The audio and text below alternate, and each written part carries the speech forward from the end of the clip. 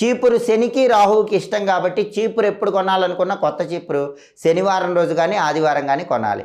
ఇంట్లో ఉన్న పాత చీపురు పారేయాలంటే అమావాస్య రోజు బయట పారేయాలి. చీపురు కొన్ని రోజుల్లో ఎట్టి పరిస్థితుల్లో కొనకూడదు. కొంటే లక్ష్మీ కటాక్షం తగ్గిపోతుంది. చాలామందికి తెలియక చీపురు ఎప్పుడు పడితే అప్పుడు కొంటూ ఉంటారు. కొన్ని రోజుల్లో చీపురు అస్సలు కొనకూడదు.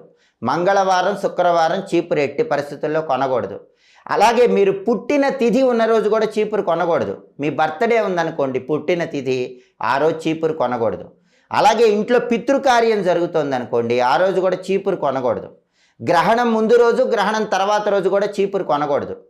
తిథుల పరంగా తదియ తిథి ఏకాదశి తిథి ఉన్న రోజు చీపురు కొనకూడదు. ఈ 2 తిథుల్లో చీపురు కొంటే లక్ష్మీ కటాక్షం తగ్గిపోతుంది.